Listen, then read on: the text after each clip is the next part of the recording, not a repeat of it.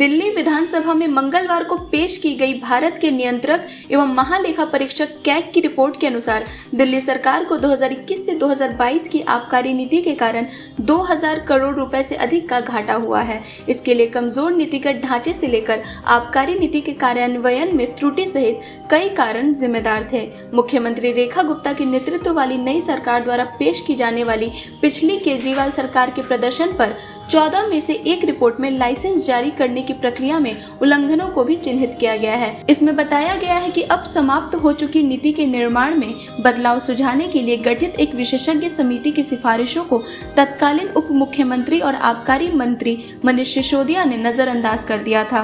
चुनाव से पहले शराब घोटाले पर रिपोर्ट में 941 करोड़ 53 लाख रुपए के राजस्व हानि का दावा किया गया है। रिपोर्ट में है कि गैर अनुरूप नगरपालिका वार्ड में शराब की दुकानें खोलने के लिए समय पर अनुमति नहीं ली गई।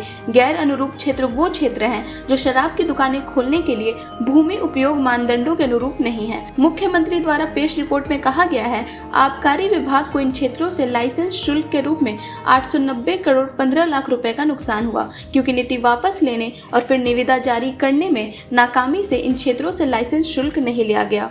इसके अलावा कोविड-19 महामारी से संबंधित बंद के कारण लाइसेंस धारियों को अनियमित अनुदान छूट के कारण 144 करोड़ रुपए के राजस्व का नुकसान हुआ। जुलाई 2022 में उपराज्यपाल वीके सक्सेना द्वारा सीबीआई जांच की सिफारिश करने के बाद नीति के निर्माण और कार्यान्वयन में अनियमितताओं का आरोप लगाते हुए भाजपा ने इसे लेकर आप पर राजनीतिक हमला किया। मामले में जांच एजेंसियों द्वारा गिरफ्तार किए जाने के बाद अरविंद केजरीवाल, सिसोदिया और संजय सिंह सहित आप के शीर्ष नेताओं ने महीनों जेल में बिताए। रिपोर्ट में कहा गया है कि मास्टर प्लान दिल्ली 2021 में गैर अनुरूप क्षेत्रों में शराब की दुकानें खोलने पर रोक लगाई गई है, लेकिन आबकारी नीति 2021 से 22 में प्रत्येक वार्ड में कम से कम 2 खुदरा दुकानें खोलना अनिवार्य किया गया है। रिपोर्ट के अनुसार नई दुकानें खोलने के लिए निविदा दस्तावेज में कहा गया था कि कोई भी शराब की दुकान गैर अनुरूप क्षेत्र में नहीं होगी।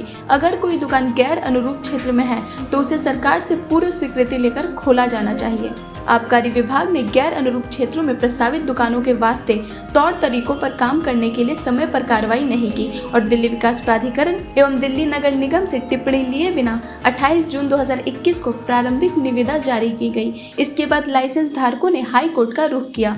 9 दिसंबर 2021 को अदालत ने उन्हें 67 गैर अनुरूप वार्ड में अनिवार्य दुकानों के संबंध में किसी भी लाइसेंस शुल्क का भुगतान करने से छूट दे दी। इसके परिणाम स्वरूप प्रति माह 114 करोड़ 50 लाख रुपए की लाइसेंस फीस में छूट मिली। रिपोर्ट में कहा गया है कि मामले की जांच के बाद आबकारी और वित्त विभागों ने प्रस्ताव दिया कि कोविड-19 प्रतिबंधों के कारण लाइसेंस शुल्क में आनुपातिक छूट पर विचार नहीं किया जा सकता, क्योंकि निविदा दस्तावेज में इसके लिए कोई प्रावधान नहीं है। इस प्रस्ताव को विभाग के प्रभारी मंत्री ने खारिज कर दिया और 28 दिसंबर 2021 से 27 जनवरी 2022 की अवधि के दौरान बंद दुकानों के लिए प्रत्येक क्षेत्रीय लाइसेंस धारी को छूट देने की मंजूरी दे दी गई। रिपोर्ट के अनुसार मंत्री मनीष सिसोदिया ने यह मंजूरी इस आधार पर दी कि सरकार ने कोविड-19 महामारी को लेकर लॉकडाउन के दौरान होटल, क्लब और रेस्टोरेंट को आनुपातिक शुल्क माफी का लाभ दिया था। रिपोर्ट में दावा किया गया है, इससे सरकार को लगभग 144 करोड़ रुपए का घाटा हुआ। भाजपा आरोप लगाती रही है कि आप प्रशासन ने कैग की रिपोर्ट पर रोक लगा रखी थी। दिल्ली की मुख्यमंत्री रेखा गुप्ता ने पिछले गुरुवार को घोषणा की थी कि नई सरकार के पहले सत्र में रिपोर्ट सार्वजनिक की जाएगी। लंबित कैग ऑडिट में राज्य के वित्त, सार्वजनिक स्वास्थ्य ढांचे, वाहनों से होने वाले वायु प्रदूषण, शराब विनियमन और दिल्ली परिवहन निगम के कामकाज की समीक्षा शामिल है।